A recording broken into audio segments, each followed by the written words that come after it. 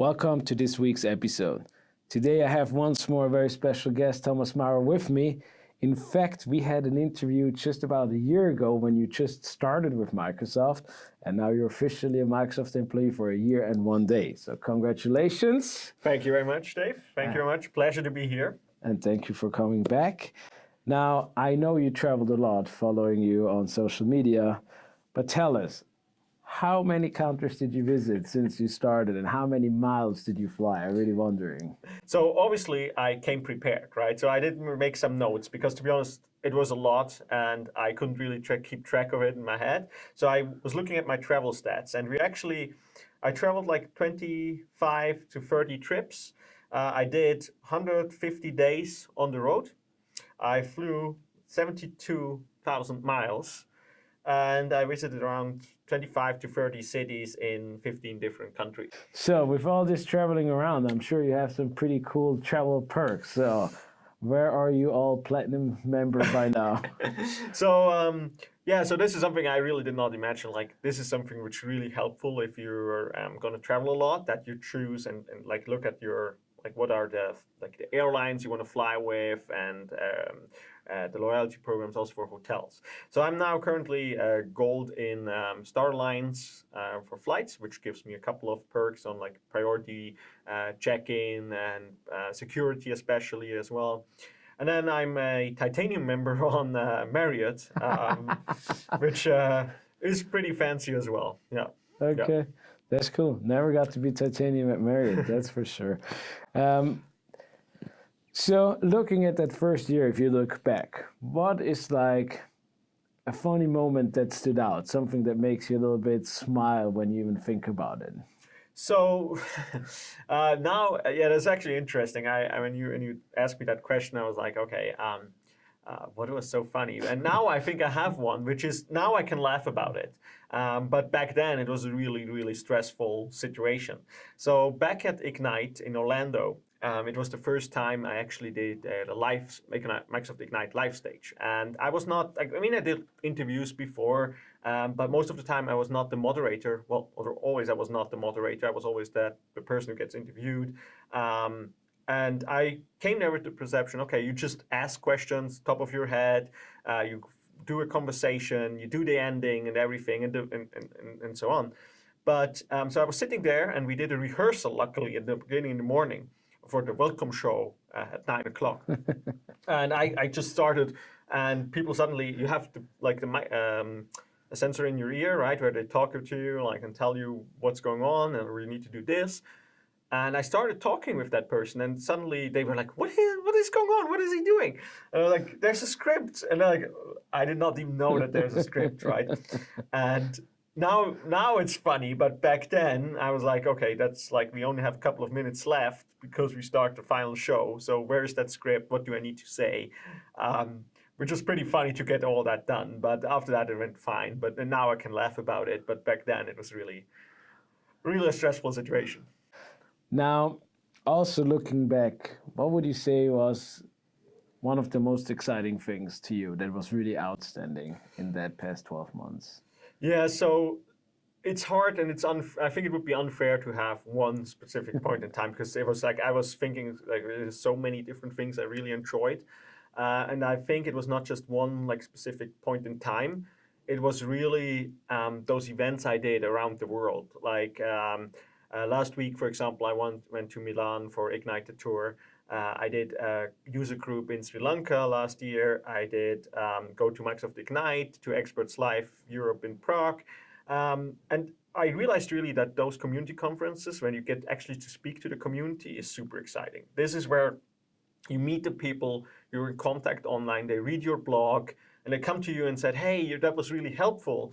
And you realize actually that the content you produced helped someone else, right? And I think that for me was like the feeling that, hey, what you do has a meaning. I think, even though, it's not millions of people, right?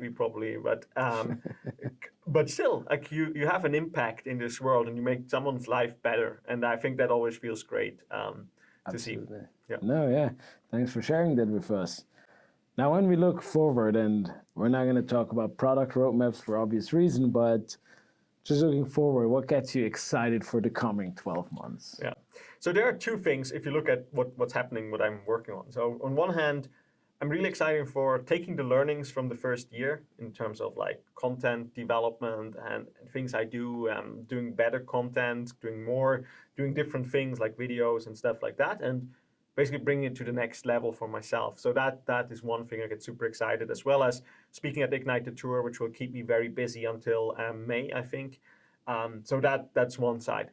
The other thing I'm really looking forward to is our announcements we started with Azure, like the hybrid strategy, and you definitely know a lot about it. But like what we announced at, like, I know a couple of different things which are coming, which we can talk about it. But for me, really, when we started to talk about the hybrid story at Ignite, things came back together. And we have now this awesome foundation, but we're just getting started, right? There's so many amazing things coming, and that I'm really looking forward to.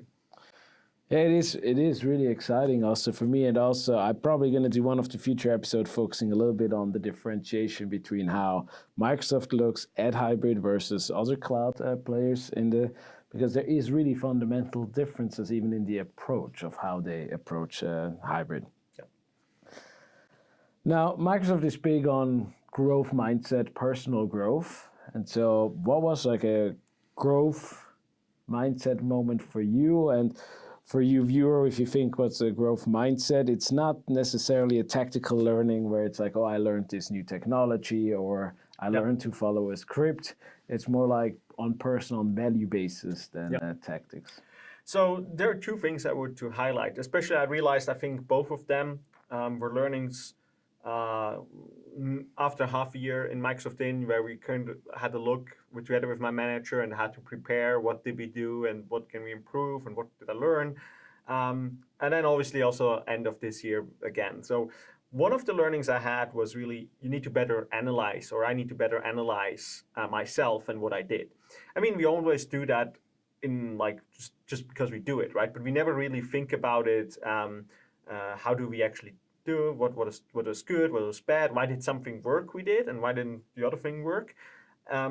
And if you really, really focus on that and you set yourself some time to think about this, you get some super interesting learnings. And one of these learnings, which was for me very important, which I had after half a year in Microsoft, was you need to have a focus.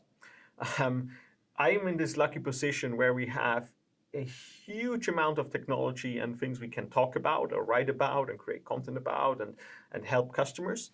But it's so much, you lose your focus and your impact is going to be lower than you expect. And so it's very important to have a certain focus. And that makes me basically, and I think also other people successful, is actually if you have a focus and you push on that one. Yeah, that's definitely very important. It's too much distraction to begin with. And so having a clear focus also in your day-to-day job is super critical. Now, if you're watching this episode and you kind of like think, that sounds pretty awesome what Thomas gets to do, travel the world. It's basically a third of the year he's somewhere, has all these fancy status with airlines and hotels, and gets to blog and talk to community, but most importantly, as you heard, gets to impact other people's life around the globe with the content that he produces. So Thomas, if anybody aspires to be one day having a job like you have, officially you're a cloud advocate, what would you tell that person that he or she should do? Yeah, so it's actually the same thing when people ask me, what does it need to like be a Microsoft MVP or something like that? And when people asked me that probably 2-3 years ago, I would say, okay, you need to have something you're passionate about. And that's still absolutely the case. You cannot be successful if the thing you're talking about or writing about you're not passionate about. You just don't get that much energy. It gives you at least 20-30% more energy if you're passionate about it, right? To actually create something. The other thing which I then learned, and I never really thought about it, was that you need some sort of consistency in what you do. I have a lot of people, like when they came to me, they were like, hey, it's exciting what you're doing. Also when I was an MVP, I also want to do that. What can you do? And they were super excited and they started and they tried like, okay, look, I write blog posts or I do videos and get started in the community. And that's all great. It's great. But then after 3 months, they were like, something came in between. I'm not doing that anymore. I stuck with it. I did not see any success. And I think that's a big mistake, right? It takes some time. I mean, I remember I started my blog in 2008, 2009, or something like that. And back then, I don't think anyone cared about my blog, right? No one did even know about it. So it took at least 4 years until like really things took off. I got to be an MVP. I got to be part of the community more and more. So you need to basically go out and be prepared for the long term, right? You cannot. It's not a short-term game. It really goes for the long term. And you need to go be active in the community, talk to people. Can be on social, right? That's how we met as well. We saw our activities on social. We did with videos. I think that's important. And then you need to do that and keep on doing that. And really, if you just stop, I mean, at one point it just goes away, right? It was not worth doing it. But you really need to be prepared for that long term. It's all about endurance. Like any career, cloud advocate is a career as well. So it needs investment, lots of hard work. Don't wait until somebody gives you the stage. You have to do the groundwork. You invested to go to talk at meetups, Yep. Get recognized, go out there, put yourself out there. And today with cameras getting cheaper, even with your cell phone, it's easier than ever to get a stage or to get a followership. But it takes work and endurance, just like when you start your own business. It's usually not that after the first year you're successful. Those are the unicorns. Everybody else puts a lot of work, and there's up and downs until you actually get to that point where, let's say, you have a critical size to be successful going forward. And so with that, I want to say thank you for your time and joining me again and talk about your experience in the first year working at Microsoft. And if you don't follow yet Thomas, I'm going to put his links in the description. Make sure you look him up. And if you have any questions, reach out to him or to me. And we're happy to answer whatever it is we can help with. So thank you for taking the time and have a good week.